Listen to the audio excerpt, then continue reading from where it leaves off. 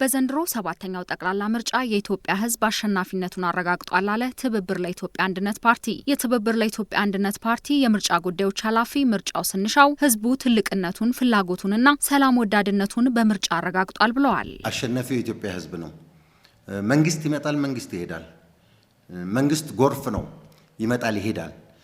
ዛሬ ኢትዮጵያ እድሎችም ፈተናዎችም ፊት ለፊቷ ተጋርጠውባታል። የዛሬው ማሸነፏ የዛሬን በሰላም ማሸነፏ የተደገሰላትን ጥፋት አሸንፋ በሰላም ተቻችለን እንሄዳለን፣ ተቻችለን መንግስት እናቆማለን፣ መንግስት ሆነን ሀገር እንጠብቃለን ብሎ ያለው ህዝብ ነው። ስለዚህ ህዝብ አሸንፏል። በህዝቡ በኩል እንደምታውቁት እንዳትመርጥ ተብሏል፣ ብትመርጥ ወዮልህ ተብሏል። ብዙ ፈተናዎችን አልፏል። ህዝቡ ምረጥ ስላልከው ብቻ አይመርጥም፣ አትምረጥም ስላልከው ከመምረጥ አያቆምም።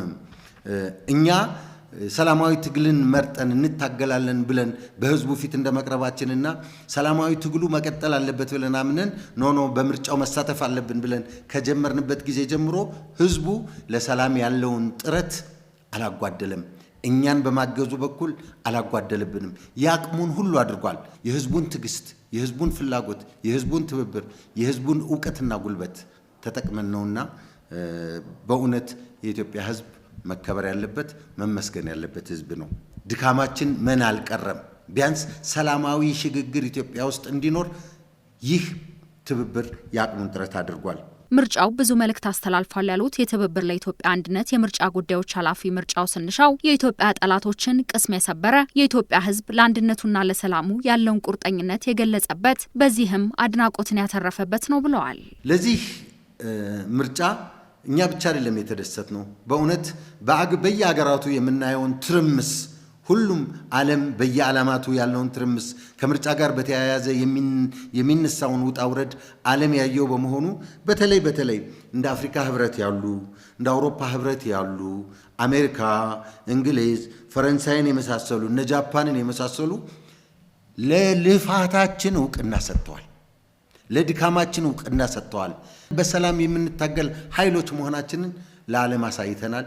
በዚህ በእውነት በትብብሩ ዙሪያ የቆሙትን ወንድሞቼን እህቶቼን በሙሉ አመሰግናለሁ። ህዝቡም ስላሸነፈ ነው ዛሬ ሰላማችን የተጠበቀው እንጂ ምርጫውም እኮ በተሳካ ሁኔታ እንዳይካሄድ ከውጭም ከውስጥም ከፍ ያለ ጫና ነበረ።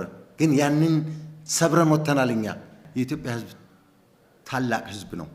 የሚያደርገውንም የሚያውቅ ህዝብ ነው። አንተ ና ብለህ ስለጎተትከው የሚጎተት ህዝብ አይደለም። የሚጠቅመውን ያውቃል፣ የሚበልጥበትንም ያውቃል። ምርጫውን በድል ተወጥተናል። አለቀ። የምርጫው ጉዳይ ጠላቶቻችን እንዳሰቡልን አይደለም የሆነው። የኢትዮጵያ ህዝብ እንደፈለገው አድርጎ አልፎታል። ህዝቡ ፍላጎቱ ሰላም በመሆኑ ምክንያት ብቻ በሰላም ለማጠናቀቅ ሞክረናል። በሂደቱ የኢትዮጵያ ብሔራዊ ምርጫ ቦርድ፣ ሲቪክ ማህበራት፣ የጸጥታና በየደረጃው የሚገኙ የአስተዳደር አካላት ያሳዩት ቁርጠኝነት ታሪክ የማይረሳውና ከፍ ያለ ምስጋና የሚገባው ነው ብለዋል የትብብር ለኢትዮጵያ አንድነት የምርጫ ጉዳዮች ኃላፊ ምርጫው ስንሻው። እንደ ተቋም የምርጫ ቦርድ፣ የሲቪክ ማህበራት፣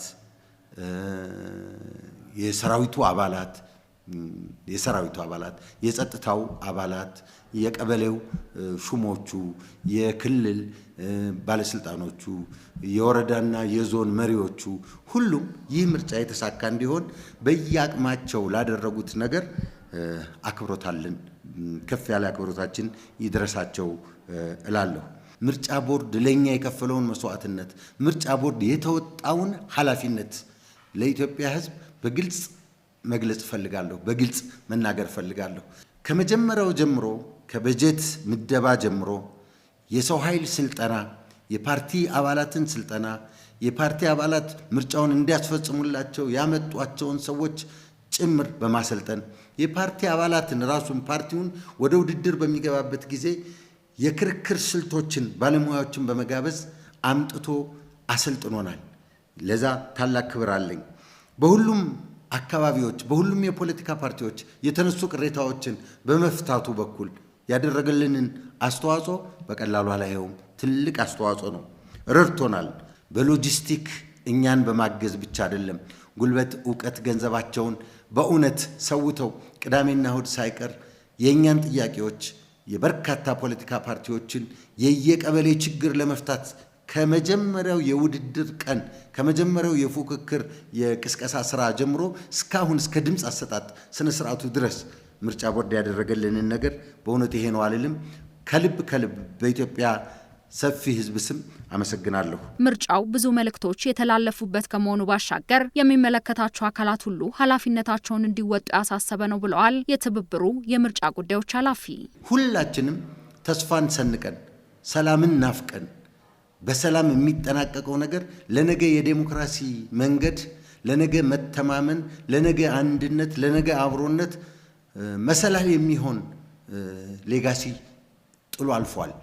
አሁን ያለው መንግስት እስከ መስከረም ባለው አዲሱ መንግስት እስከሚመጣ ድረስ ባለው ሀገሪቱ ውስጥ ያለ የሰላም እጦት አለ።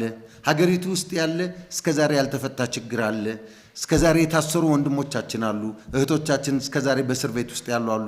እነሱን እንዲፈታልን ትናንት ያነሳነውን ጥያቄ ዛሬም አንግበን እንሄዳለን። እነዚህ ወንድሞቻችን ኢትዮጵያውያን ናቸውና መንግስት በይቅርታም ቢሆን ፈቶ እነዚህ ወንድሞቻቸው እህቶቻችን ከቤተሰቦቻቸው ጋር እንዲውሉ መንግስትን አሁንም አበክረን እንጠይቃለን።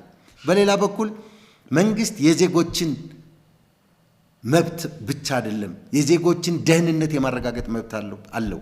ስለዚህ በዚህ በቀረችው ጊዜ በተለይ እስከ መስከረም ባለው ጊዜ ያለው መንግስት ኃላፊነቱን ወስዶ ጸጥታን የማስከበር ኃላፊነቱን ወስዶ የዜጎችን መብት የማረጋገጥ የዜጎችን ደህንነት የማረጋገጥ ኃላፊነቱን መውሰድ አለበት። በተለይ ከምርጫ ጋር በተያያዘ ጉዳይ አንድ ጥይት ሳይጮህ ለዚህ ከደረስን ቀሪውን ከተቃዋሚ የፖለቲካ ድርጅቶች ጋር ከታጠቁ ኃይሎች ጋር ከሲቪክ ማህበራት ጋር ከሚመለከታቸው ኃይሎች ጋር ቁጭ ብሎ በመነጋገር አሁንም ችግራችንን እንዲፈታ ያለብንን ሀገራዊ ችግር እንዲፈታ በጥብቅ አሳስባለሁ።